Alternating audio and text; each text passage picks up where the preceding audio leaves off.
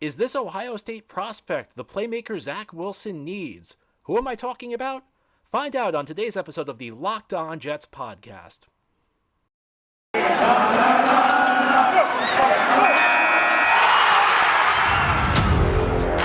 You are Locked On Jets, your daily New York Jets podcast. Part of the Locked On Podcast Network, your team every day.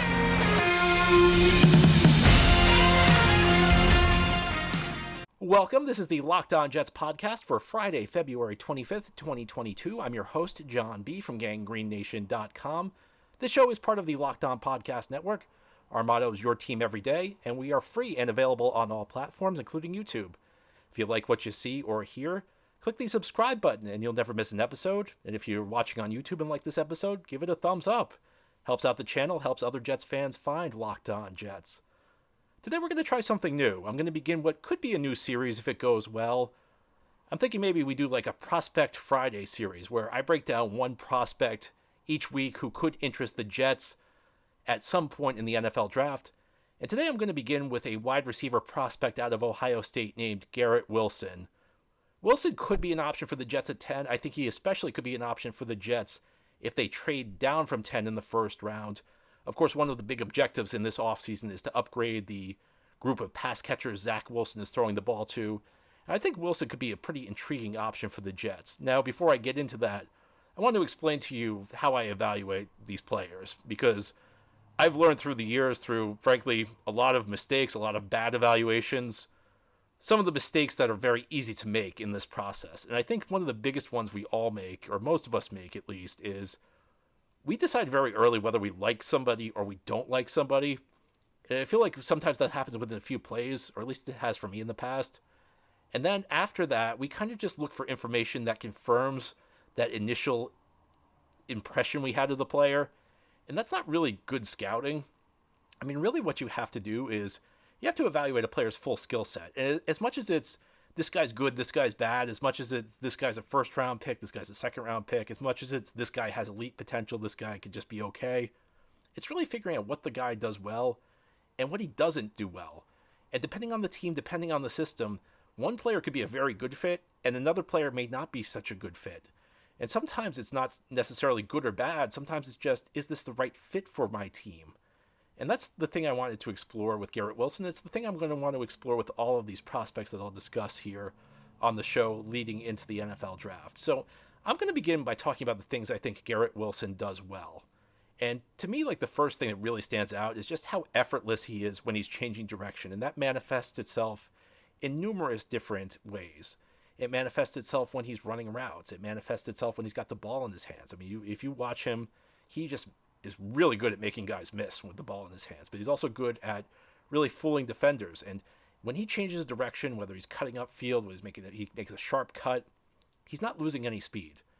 There are some players for whom athletic testing is really important. You know, there are some players where you may really look at their 40 time and say that's a significant part of the evaluation. Now, I think it will matter for Wilson, and I'm going to talk a little bit later about an area where I think it could matter, but it's less significant for Garrett Wilson than I think it would be for other players, because I'm going to use the term football fast. Sometimes these athletic testing drills these prospects do don't really test out the movements they'd make on a football field. And beyond that, they're not playing in pads. They're not firing off the snap. There are lots of other things that go into it. Garrett Wilson is football fast because the way football is played, the cuts you have to make, Garrett Wilson's good at those. How good is his long speed? I don't know. We'll talk about that a little bit later. But changing direction, that's important for a ball carry. It's important for a wide receiver. He does that very well. But beyond that, he has what I'd like to call polish. He's a very polished prospect. And listen, I never like to use the term ceiling or floor, because in theory, every single player in the NFL has the ceiling to be like the best ever at their position. And every single player has the floor that they could be the worst ever at their position. I mean, when Cooper Kupp was being drafted, I don't think a lot of people gave him the ceiling of being maybe the best receiver in the NFL. So it's always a bit of a guessing game. But I'll say this. I think Garrett Wilson probably has a better chance of being at least a decent player than a lot of other prospects. And that's just because of how polished he is as a receiver. He's a guy who knows what he's doing out there. Beyond being able to change direction, when he's running route stems, he knows how to set defensive backs up.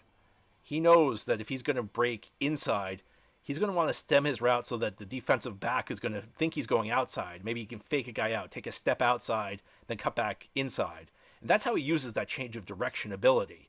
He fools guys. And beyond that, he's just a smart receiver. There was one play that really stood out to me when he was playing against Michigan State and he caught a long touchdown. And if you watch the replay on that play, you'll notice that as he's going deep, at some point in his route, he kind of sticks his hand up. And if you ever see a guy, if you're ever watching, and this is just good advice if you're ever watching a football game, especially on a big-time college or NFL level, you ever see a guy run deep and he's sticking his hand up, that means that he's noticed something in the coverage, and that means he's breaking his route. And when he puts his hand up, what that means is he's notifying the quarterback. So if he's supposed to run an out route, he's telling the quarterback, do not throw the out route. Do not throw it to the sideline because I'm not going to be there. I'm taking up field because I noticed they busted the coverage, and we're going to take advantage of it. And not only that, when you see my hand in the air, throw it to me. And the reason that stood out to me is that that's the type of thing you see from NFL players all the time.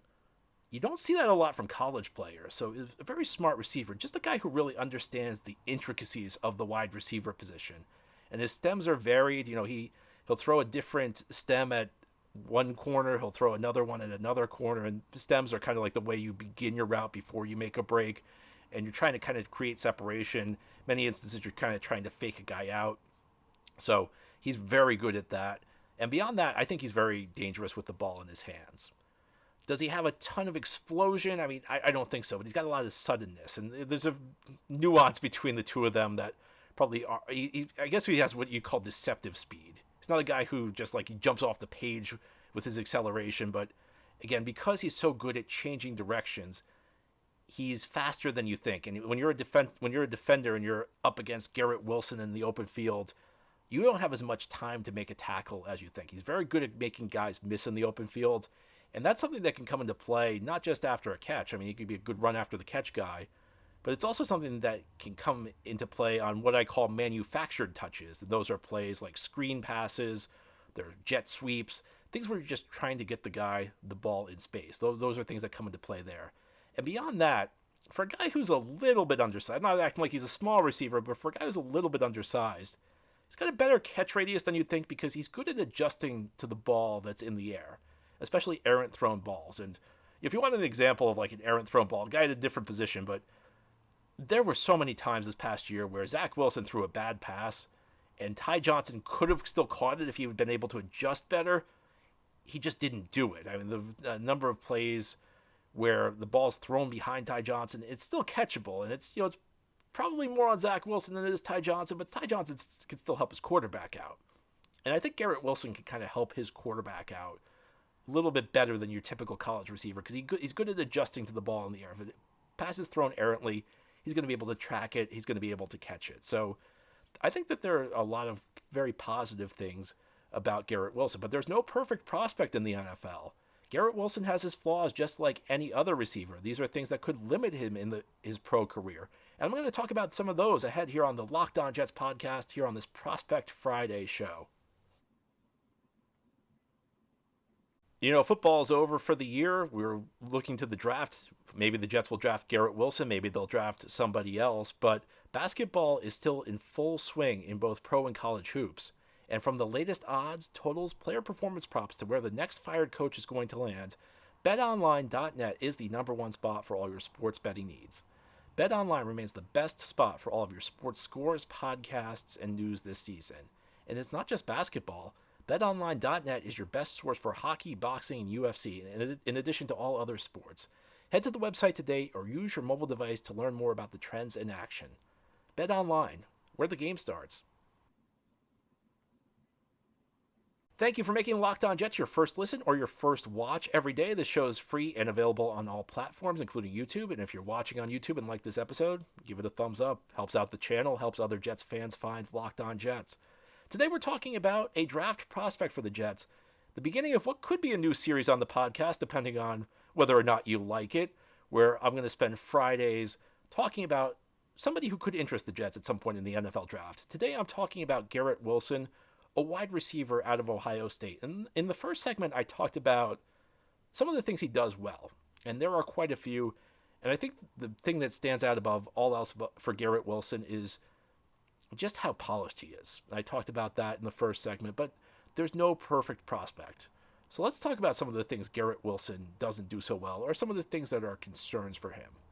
Now, the first is he's kind of undersized. He's not small. He's not what you'd call, it's not an alarming issue with him, but a little bit smaller than your typical outside receiver. So there are some concerns there, and I don't think he's great at beating press coverage. Again, he's a guy with a lot of polish, and I think he's got a decent array of moves to get off jams, but I think it's an area where he still struggles. I think because he's so sudden, he can learn how to do it, and it does seem like he's got a pretty decent arsenal of releases. He doesn't just have one release, especially when you're talking about his footwork. So I think it's something he can improve on. And again, I'm just talking about the things he doesn't do well now. One thing I want to emphasize is that prospects can improve. Prospects are not finished projects. You can improve the things that you're not good at entering the pros. Sometimes the player you are in college is kind of different from who you are in the pros. And Garrett Wilson has an opportunity to improve. But I think if you're talking about your concerns, if you're playing him at outside, especially at the X receiver position, and the X receiver position is where you are lined up directly on the line of scrimmage. And that means that you really, if you're facing against a team that likes to play press coverage, you're really going to have to beat the guy. If you're playing the other position, the wide receiver, which is also outside, but you're a little bit behind the line of scrimmage, you got a little more cushion. You got a little bit more room to operate. So between the size and between some of the kind of struggles, I mean, I don't want to make it sound worse than it really is, but he does have some struggles there. There are some questions about whether, in my mind, he could handle the X receiver position. I think, wide receiver, those concerns are still there. They're a little bit lesser, though. I think the second question about Garrett Wilson, and I talked in the first segment about how I don't care that much about his time speed because he's football fast. He knows how to change directions. Changing direction is more important for the most part in football than running in a straight line fast. There are some exceptions, though. And at the wide receiver position, there's a question, can you get open deep? Can you just run past the guy? Based on what I've seen from him, I do have some questions about his ability to do that. Now, that doesn't mean you can't be a playmaker. There are plenty of guys who are not straight line, downfield guys who just run past everybody who can still make plays. And a guy like Garrett Wilson might be better at catching a short ball and running it a long way. That's a perfectly valid way to play wide receiver in the NFL. But I do think there are some question marks about his long speed. And to some extent, and it's not, the 40-yard dash doesn't always tell you exactly how much straight line speed a guy has in an NFL game because, again, there are differences. You're wearing pads. You have to get off the snap quickly. That comes into it. You do have to beat press coverage sometimes. I'd question it. We'll see how he times when he runs. I do have some concerns about that. I'm not sure he's ever going to be the type of guy who just beats you over the top. And again, that's not a deal breaker. It's something that maybe he's not so great at. I think another issue with him, and again, I'm not trying to bash him. There's no perfect prospect, but I'm not sure he has the strongest hands in contested catch situations. Some may dispute that. I wonder whether he's ever going to be a great contested catch guy. And this all comes into play with each other because, part of it's, he is a little bit small, not super small, but a little bit small, which means you're not necessarily going to be a super contested catch guy. And that's not a deal breaker because if you get good separation, you don't need to be a contested catch guy. It's one of those things about the wide receiver position. The bigger you are, the less separation you need because you can just go up and win balls in the air. Whereas the more separation you get, the less size really matters at the wide receiver position because you don't need to be able to go up and win balls. And I think Garrett Wilson's more of a guy who's going to be a separator. He's not necessarily going to be the type of guy who's going to win a ton of balls in the air. And the last thing with Garrett Wilson is, and I like him, and I think that this last thing is, again, another word I don't love to use is fixable because in theory everything's fixable, but to me this is one of those things that should be easier to fix. Now, fixable things aren't always easy to fix. I can't tell you how many times I said all Sam Darnold has to do is start throwing the ball away instead of throwing it across his body to the middle of the field. That should be easy to fix. It wasn't, but I do think there are some concentration drops with Garrett Wilson. And when by concentration drops, I mean catches that should be easy to make that he just drops and he just kind of loses his focus because he thinks it's so easy. I think that does pop up. And Again, that should be fixable. After the Darnold experience with the constant throwing across his body to the middle of the field, I'm never going to guarantee it again, because I guaranteed that plenty on this podcast. But he's a guy who can catch. He's a guy who can make tough catches. I talked in the first segment about how well he adjusts to errant throws when he's got space. So the guy who maybe sometimes makes the tough ones, but struggles with the easy ones. And the easy ones are easy, so you'd think he'll be able to overcome that. So I hope I've provided kind of an accurate view of what Garrett Wilson can do, what he can't do. And this is just my opinion. You should not only be listening to me. I hope you listen to me, but listen to as many smart draft people as you can.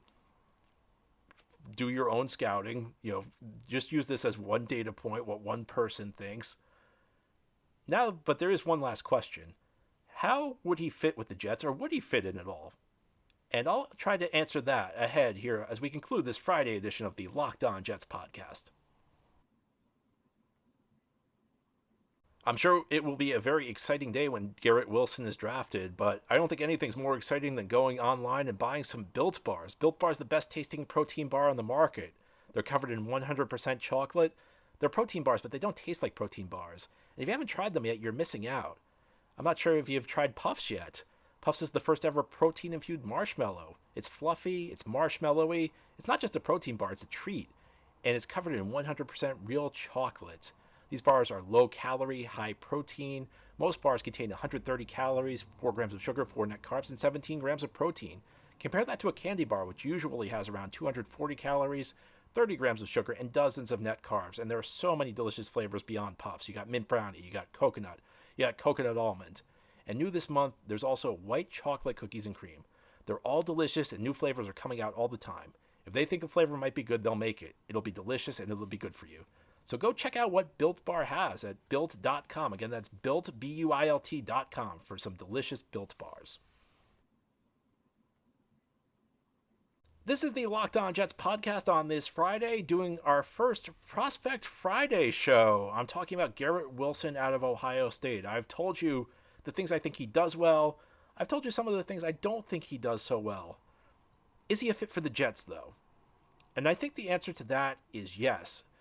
And Wilson's an interesting prospect because I think he could fit the Jets in a couple of different areas. Can he play outside? I think he can in the NFL. I did mention that he struggles with press coverage. I think he can overcome those struggles. Even if it's an issue, there are plenty of teams that don't run press coverage. And I think Wilson, I feel pretty confident he can be a wide receiver in the NFL. Again, as an X-receiver, if you're right on the line of scrimmage across from a corner, that might be more of a question mark. But I think the tools are all there for him to be a good wide receiver. I think he can run a full route tree.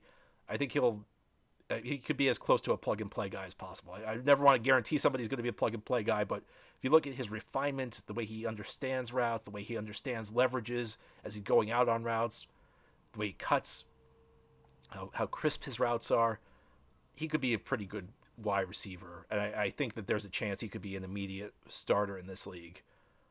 But I also could see him playing the slot well. I think the way the Jets kind of run their wide receivers is you have outside receivers and you have slot receivers. And you look at his savvy, you look at his change of direction ability, you look at his suddenness. He could be a really good slot receiver in this offense. He has all the tools to be a really good slot receiver. And that might be more of a natural fit, especially if the Jets are kind of set on playing Elijah Moore inside, because for this year you got Corey Davis outside. If you want to play Elijah Moore on the outside, really the focus is on the slot. And we've seen in the NFL, being in the slot these days, you can still be very, very productive. You can still be a big-time receiver from the slot. So I could see him playing that role as well. And that's what makes him perhaps such an intriguing fit for the Jets, is that he can fill multiple roles on this roster. But beyond that, I talked about this yesterday when I broke down the Jets receivers. I think the Jets kind of have this other role at the receiver position. You saw Elijah Moore play it this year. You saw Braxton Berrios play it this year when Moore was injured. They almost have this role, like maybe you call it receiver back, maybe you call it running receiver, where they have this one wide receiver who kind of plays like a running back, and they use him in motion a lot. They get him the ball on those jet sweeps, those screens I'm talking about. Essentially a guy you want to get the ball in space. And Wilson's ability to create with the ball in his hands perhaps makes him a good fit for that role as well. So I think that there's a lot Michael LaFleur could do with a Garrett Wilson. I think he could be a good asset for Zach Wilson. Wilson to Wilson, you got to love that connection. Never going to guarantee a player is going to be great, but I see a lot of tools to like, and I see a really strong fit for between what the Jets are looking for and what Garrett Wilson can provide. This is an offense where, first of all, you want to get the ball into space in the hands of your playmakers. You've already got Elijah Moore for that. You add a second guy who can fill that role. You really could be onto something. But beyond that, this is kind of a run after the catch type of offense. And Wilson's shown his ability to create separation, create big throwing lanes, and also produce with the ball in his hands. So a guy who could be fairly dynamic after the catch. He's not necessarily the most physically imposing guy in the NFL. He won't be on day one, but I think we've seen that there are lots of different ways you can succeed in the NFL. And part of them is just being a refined guy at your position. And Garrett Wilson very well may be that type of refined player at the wide receiver position. I think he could be an option at 10. I mean, the thing about this draft is that there are not a lot of slam dunk guys you look at and say are going to be elite players. So I'm kind of trying to adjust my idea of what you can expect at 10. I think in this year's class, you could make a case for Garrett Wilson at 10. I think you can definitely make a case for him if the Jets trade down from 10. And if your focus is on building around Zach Wilson, I think taking a receiver early is a path the Jets could very well take. Anyway, I'd love to hear what you have to say. That's all for today's episode. This has been the Locked On Jets podcast, part of the Locked On Podcast Network. If you like what you see or hear, click the subscribe button. Again, if you're on YouTube and you like this episode, give it a thumbs up. Certainly helps the channel out, helps other Jets fans find Locked On Jets. Hope you have a wonderful weekend, and we will be back next week to talk more Jets.